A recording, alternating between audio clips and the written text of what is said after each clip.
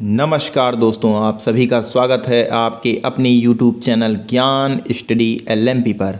दोस्तों, आज हम लोग सीटेट यानी केंद्रीय शिक्षक पात्रता परीक्षा में आज हम लोग मैथ के प्रश्न करने वाले हैं। मैथ के जो सवाल लगाने वाले हैं वो आपकी आने वाली सीटेट एग्ज़ाम के लिए काफ़ी इम्पॉर्टेंट है, तो ध्यान से इन सवालों को हल करें। आइए दोस्तों, क्लास शुरू करते हैं। दोस्तों, क्लास शुरू करने से पहले अगर आप चैनल पर पहली बार आए हैं तो चैनल को सब्सक्राइब कर लें, साथ में बेल आइकन को अंडर प्रेस कर लें जिससे अगली क्लास की जानकारी आपको मिल सके।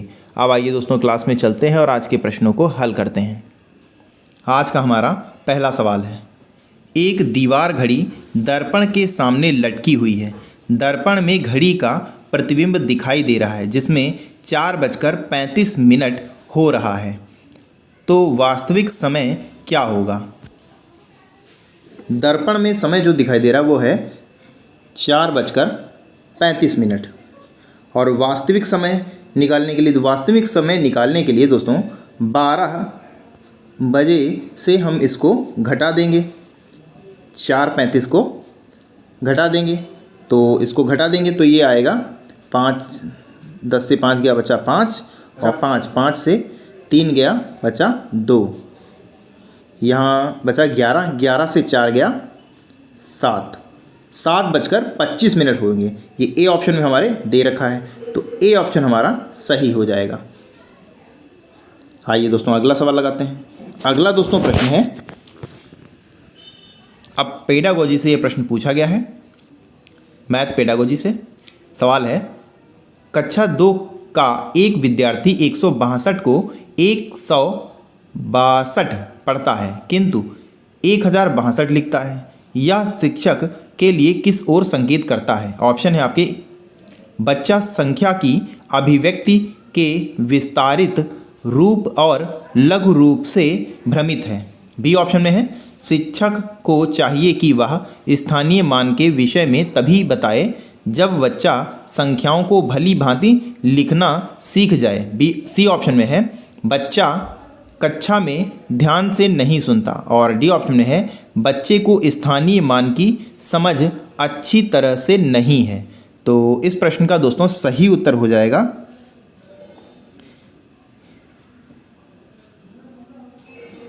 162 को 62 पढ़ता है और 1062 लिखता है। इससे स्पष्ट है कि बच्चा संख्या की अभिव्यक्ति के विस्तारित रूप और लघु रूप से अज्ञात है। तो यहाँ पर ए ऑप्शन सही हो जाएगा, बच्चा संख्या की अभिव्यक्ति से विस्तारित रूप और लघु रूप से भ्रमित है, यानी ए ऑप्शन हमारा सही हो जाएगा। ए ऑप्शन इस प्रश्न का सही हो जाएगा। आइए दोस्तों, अगले प्रश्न पर चलते हैं। अगला दोस्तों प्रश्न है, गणित शिक्षण के दौरान बच्चों में त्रुटियों का विश्लेषण करने हेतु एक शिक्षक के लिए आवश्यक है। ऑप्शन है आपके, ए ऑप्शन में है, बच्चों को गणित विषय के प्रति जागरूक करना। बी ऑप्शन में है, बच्चों को गणितीय चिन्हों का सही प्रयोग करने के लिए समझाना। सी ऑप्शन में है, बच्चों में समस्या का विश्लेषण तथा संश्लेषण करने की योग्यता का विकास करना। और डी ऑप्शन में है, उपरोक्त सभी। तो इस प्रश्न का दोस्तों सही उत्तर हो जाएगा, गणित शिक्षण के दौरान बच्चों में त्रुटियों के विश्लेषण हेतु बच्चों को गणित के प्रति जागरूक करना, बच्चों को गणितीय चिन्हों का सही प्रयोग करना तथा बच्चों में समस्या का विश्लेषण करना, संश्लेषण करने की योग्यता का विकास करना आवश्यक है। तो यहाँ पर तीनों ही ऑप्शन सही हैं, तो डी ऑप्शन हमारा सही हो जाएगा। इस प्रश्न का डी ऑप्शन सही हो जाता है। आइए दोस्तों, अगले प्रश्न पर चलते हैं। अगला प्रश्न है, गणित विषय में छात्रों की रुचि पैदा करने के लिए प्रभावी तरीका होगा। ऑप्शन है कमज़ोर छात्रों हेतु अतिरिक्त कक्षाओं की व्यवस्था करना। बी ऑप्शन में है, समय विभाग चक्र में गणित विषय को अधिक कालांश देना। और सी ऑप्शन में है, विद्यालय में गणित की पुस्तकें खरीद कर लाना। और डी ऑप्शन में है, खेल विधि से शिक्षण करवाना। तो यहाँ पर दोस्तों सही उत्तर हो जाएगा, इसमें डी ऑप्शन दोस्तों सही हो जाएगा, खेल विधि से शिक्षण करवाना। डी ऑप्शन इस प्रश्न का सही हो जाएगा।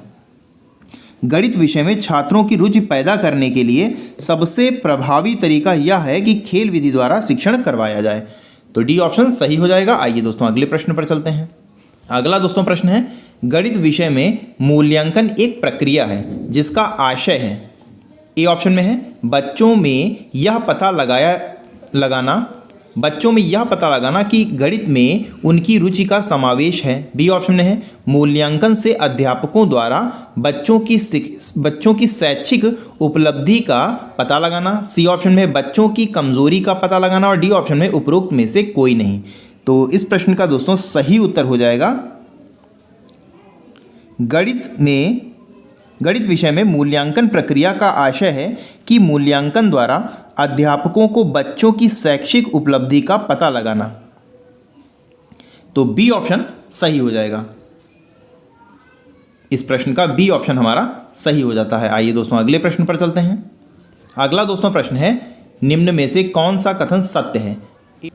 ए ऑप्शन में एक ठोस शंकु से उसी की त्रिज्या के बराबर गोला काटा जा सकता है। बी ऑप्शन में एक ठोस बेलन से उसी की त्रिज्या के बराबर का गोला काटा जा सकता है। और सी ऑप्शन में एक घन से उसी की अर्धभुजा के बराबर त्रिज्या का गोला काटा जा सकता है। और डी ऑप्शन में है बी। उपरोक्त बी और सी दोनों ही सही हैं। तो इस प्रश्न का दोस्तों सही ऑप्शन हो जाएगा। इसमें दोस्तों बी और सी दोनों ही सही हो सकते हैं, क्योंकि एक ठोस बेलन में उसी त्रिज्या का गोला काटा जा सकता है तथा एक घन से उसी के अर्धभुजा के बराबर त्रिज्या का गोला काटा जा सकता है। तो इस प्रश्न का डी ऑप्शन हमारा सही हो जाएगा। इस प्रश्न का दोस्तों डी ऑप्शन सही हो जाएगा। आइए दोस्तों अगले प्रश्न पर चलते हैं। दोस्तों अगला प्रश्न है दोस्तों 6 नंबर का, वो भी था 6 नंबर यहाँ पर भी लिखा है, तो ये 7 नंबर का हमारा प्रश्न हो जाएगा। प्रश्न है, मूल्यांकन एक ऐसी प्रक्रिया है जो हमें यह बताती है कि सही ढंग से किसी वस्तु का मापन किया जा सकता है। यह कथन किसका है। गुड्स का, क्विलेन का, हन्ना का, डंडेकर का। तो इस प्रश्न का दोस्तों सही उत्तर हो जाएगा मूल्यांकन एक ऐसी प्रक्रिया है जो हमें यह बताती है कि सही ढंग से किसी वस्तु का मापन किया जा सकता है। यह कथन गणितज्ञ गुड्स ने दिया था। तो ए ऑप्शन हमारा सही हो जाएगा। ए ऑप्शन सही हो जाएगा। आइए दोस्तों अगले प्रश्न पर चलते हैं। अगला दोस्तों प्रश्न है, 48 का 25% और -20 का 40% क्या होगा, आपको बताना है। तो 48 का 25% यानी 48/100 हो जाएगा। माइनस में है 20 का 40%। इसको हल कर लेंगे दोस्तों, आंसर आ जाएगा। ये 2 जीरो कट गए, ये 2 जीरो यहाँ कट गए, तो ये आ जाएगा 8। और यहाँ 25 इकन्ना 25, 25 चक्कू 100, 4 इकन्ना 4 और 4 दूनी 8, यहाँ 12 आ जाएगा। तो 12 से 8 माइनस कर देंगे तो ये हमारा आ जाएगा 4 आ जाएगा, और 4 ही हमारा आंसर हो जाएगा, जो कि हमारे डी ऑप्शन में दे रखा है। डी ऑप्शन हमारा सही हो जाएगा। आइए दोस्तों अगला सवाल लगाते हैं। अगला सवाल है, ये दोस्तों गुणा की गई है, इसमें इकाई का अंक आपको बताना है। इकाई के अंक के लिए इसमें लास्ट की संख्या से आप गुणा कर लीजिए। 6 पंचे 30, यानी यहाँ पर आया 0। और दोस्तों नियम है 0 से आप किसी भी संख्या का गुणन कर लीजिए, आंसर आपका 0 ही आएगा। तो इस प्रश्न का ऑप्शन सी सही हो जाएगा, 0, यानी सी ऑप्शन हमारा सही हो जाएगा। आइए दोस्तों अगले प्रश्न पर चलते हैं। अगला दोस्तों प्रश्न है, दोस्तों ये दिया हुआ है, आपको इसका मान बताना है। इसमें हल कर लेते हैं दोस्तों। 25 से जब 5 को भाग देंगे तो 5 आ जाएगा, प्लस आगे है 4 दूना 8 हो जाएगा और प्लस 13 हो जाएगा। तो 8 5 13, ये भी 13 13 13 26 हो जाएगा। ये दोस्तों यही दोस्तों हमारा आंसर हो जाएगा। तो 26 हमारे ए ऑप्शन में दे रखा, ए ऑप्शन हमारा सही हो जाएगा। आइए दोस्तों अगला सवाल लगाते हैं। तो दोस्तों ये हमारा 8 नंबर का हो जाता है, ये 9 नंबर का हो जाता है और ये 10 का हो जाएगा। ये दोस्तों 11 नंबर का प्रश्न है। वृत्त की जीवा के समद्विभाजक को वृत्त के केंद्र से मिलाने वाली रेखा पर जीवा पर आपको बताना क्या होगी। ऑप्शन है 45 डिग्री का कोण बनाएगी, बी ऑप्शन में है जीवा पर लंब होगी, सी ऑप्शन में है 60 डिग्री का कोण बनाएगी और डी ऑप्शन है रेखा जीवा के समांतर होगी। तो इस प्रश्न का दोस्तों सही उत्तर हो जाएगा वृत्त की जीवा के समद्विभाजक को वृत्त के केंद्र से मिलाने पर वह जीवा पर लंब होता है। तो जीवा पर लंब होता है यानी बी ऑप्शन हमारा सही हो जाएगा, बी ऑप्शन। तो इस प्रश्न का दोस्तों बी ऑप्शन सही हो जाता है। दोस्तों आज के लिए बस इतना ही। कैसी लगी आज की क्लास कमेंट करके ज़रूर बताएं। और दोस्तों अगर क्लास आपको पसंद आई हो तो वीडियो को लाइक करें। और दोस्तों आप चैनल पर अगर पहली बार आए हैं तो चैनल को सब्सक्राइब कर लें, साथ में बेल आइकन को अंडर प्रेस कर लें जिससे अगली क्लास की जानकारी आपको मिल सके। मिलते हैं अगली क्लास में, तब तक के लिए नमस्कार। जय हिंद, जय भारत।